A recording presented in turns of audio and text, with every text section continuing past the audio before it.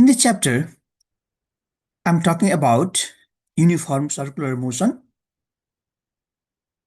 In the uniform circular motion, the motion of an object is in a circular path at constant speed.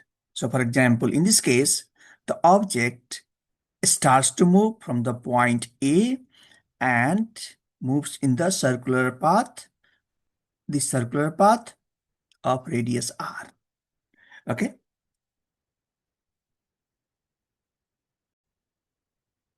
Here, delta S is the arc length between the point A and B. So this is along the curved path. You can look at here.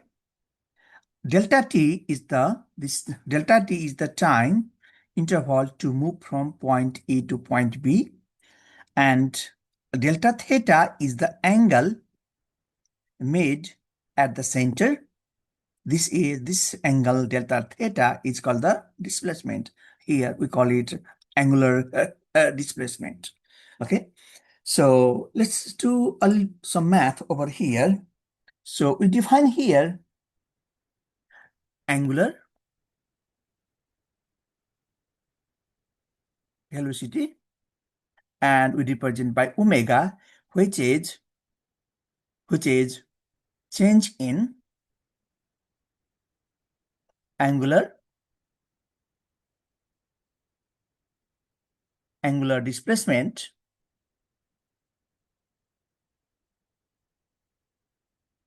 over time interval. In our case, omega equals delta theta over delta t. So delta theta is measured in the unit of radian, and delta t is measured in the unit of seconds. In that case, the unit of omega is radian per second. By geometry, we can write, just by looking this figure here, by geometry, we can write delta theta equals arc length, which is delta S over R, based on this figure. Then I can multiply both sides by R. So this R cancel out. Then I can write R times delta theta equals delta S. Then divide both sides by delta t, which is the time interval. So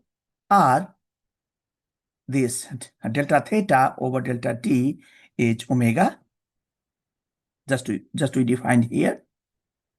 That equals, this is the distance covered over time interval, which is the speed. So we got a relation.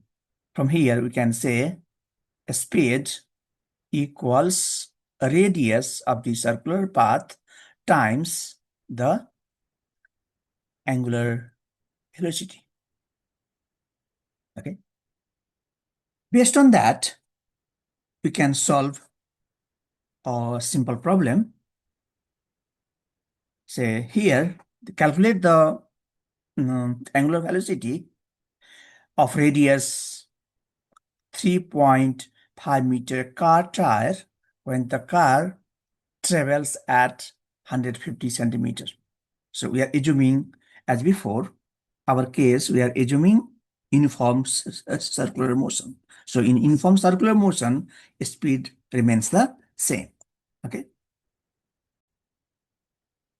So radius is 0.3 meter, speed is 150 centimeter. So 150 centimeter can be converted to meter as 15 meter per second. So one note is here, be careful that we are using unit of mass in unit of kilogram. Unit of length will be meter, and we are using unit of time will be in second.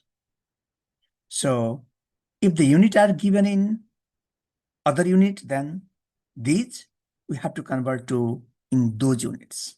Okay. So based on that information, we can write V equals R omega. Okay. So this R is the radius of the wheel.